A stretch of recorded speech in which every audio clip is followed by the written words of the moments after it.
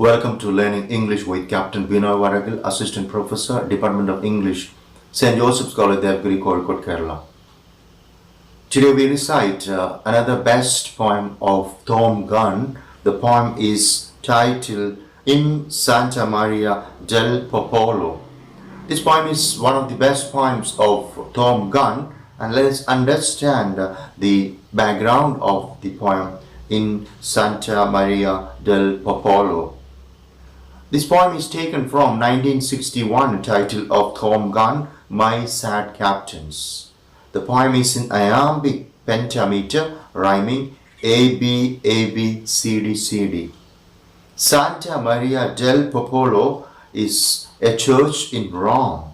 In a chapel of Santa Maria del Popolo is the painting The Conversion of St. Paul. The painting is made in 1601 by Michelangelo Merisi da Caravaggio, who lived between 1573 and 1610.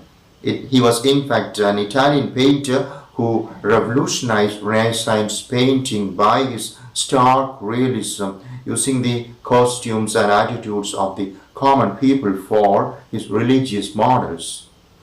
This painting is described in the poem shows St. Paul fallen from his horse, lying on his back with his arms raised, while the horse and groom, who take up 3/4 of the space of the canvas, stand by. St. Paul, who is draped in light, is contrasted with the groom and horse who are in the shade. St. Paul, who was Saul of Tarsus before his conversion, was on his way to Damascus with the high priest imprimatur to persecute the Christians when he was struck blind by divine power. Guided by divine providence, he was led to the house of Ananias, who restored his sight and baptized him Paul. All this we read in Acts of Apostles, chapter 9, verses 1 to 18. Now, in this background is the poem In Santa Maria del Popolo written. Let us recite the poem In Santa Maria del Popolo. Waiting for when the sun, an hour or less conveniently oblique, makes visible the painting on the wall of this recess by Caravaggio of the Roman school, I see how shadow in the painting brims with real shadow, drowning all shapes out but a dim horse's haunch and various limbs until the very subject is in doubt. But evening gives the act.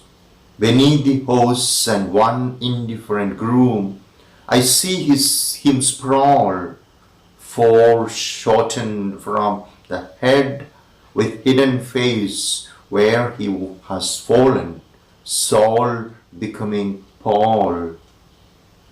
A wily painter limiting the scene from a cacophony of dusty forms to the one convulsion. What is it you mean in that wide gesture of the lifting arms? No Ananias croons a mystery yet, casting the pain out under the name of sin. The painter saw what was an alternate candor and secrecy inside the skin. He painted elsewhere that firm, insolent young whore in Venus clothes, those pudgy cheeks, those sharpers, and was strangled as things went for money by one such pick of the streets. I turn, hardly enlightened, from the chapel to the dim interior of the church instead, in which there kneel already several people, mostly old women, each head close-seated in tiny fists holds comfort as it can. Their poor arms are too tired for more than this, for the large gesture of solitary man, resisting by embracing nothingness. Thank you.